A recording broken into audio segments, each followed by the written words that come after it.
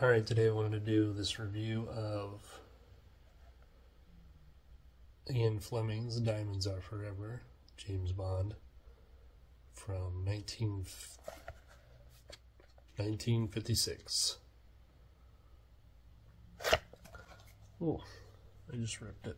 So, like most people, I enjoy the James Bond movies. My favorites are the original, the Sean Connery ones. I really love, Thunderball, I think, is my favorite. From Russia with Love is number 2. Diamonds Are Forever is lower on the list.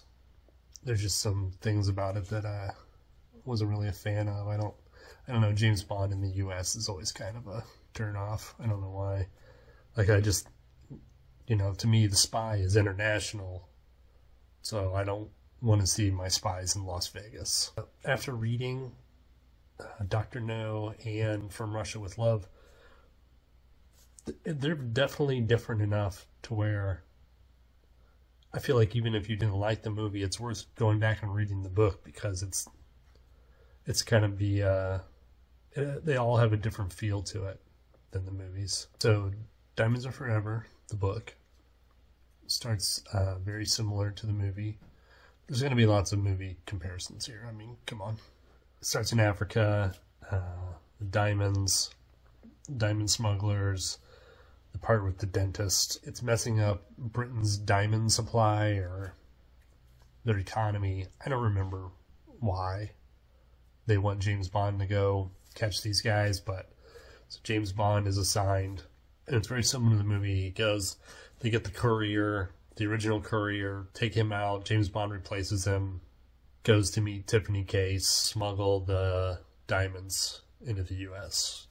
That whole part in the movie where the mafia guys pick him up and take him to the funeral home, it's so confusing, and I've watched that movie 100 times and I still am like completely lost at that part. He goes and talks to the comedian Shady Tree. So in the book, there are definitely the mafia, the Spangled Mob here in the U.S. Shady Tree is more like a Goodfellas type character. He's tough. He's not. I mean, he's badass. He's not the joke cartoon Shady Tree from the movie. He's like an intimidating figure. So James Bond wants to get higher up in the ranks. He wants to show that he's not just a courier. He's willing to do more. He wants to make more money. And the book Shady Tree is like, all right, hang around the casino, but you're not allowed to gamble. So James Bond kind of has like no respect for these mafia hoods. He's used to taking on, international criminals, like masterminds. So like U.S. mafia to him is like, pit pockets. He doesn't care. He thinks that the assignment's kind of a joke. And so he's kind of like, just does whatever he wants. He's like, yeah, I'm going to gamble. Like, what are they going to do? Like, this is, these guys, they ain't shit. So he kind of pushes them back, and it gets him more attention because they're like, oh, this guy's, bad dude. I thought it was cool, though, that Ian Fleming goes out of his way to prove Bond wrong, that these guys are actually bad, making Bond look wrong. He's just wrong, and that's what I like more about the books than the movie is Bond's more of a real person. Like, he makes mistakes, he worries about stuff, he has like, sometimes he has zero self-confidence, and he's like, oh man, I fucked everything up. And it's more appealing to me than win every battle Bond. Now, the 2 gay hitmen are in the book. They're not as cartoonish, and their part is way smaller, which they kind of get on my nerves in the movie. What I also like better about the book is Felix, the CIA guy, is in this a lot more. They just kind of casually mention him in the movies. He's got these tiny parts, but he's actually more of a main character in the books. In this one, he has a lot of screen time, hanging out with James Bond. He's not a CIA guy anymore. He's a private detective. And somewhere in between books, he went through some, I don't know, some accident where he like lost his hand. So now he's got a hook hand. And he's always like wanting to throw down with James Bond. He loves the fights, the gun fights, the fist fights. He makes the book so much better. And it's a shame that they cut him out of all of the movies. Because I get it. Because in the movie, like, James Bond is bigger than life. So you gotta make all the other characters smaller. But in the book, it's not as... James Bond's ego isn't as important.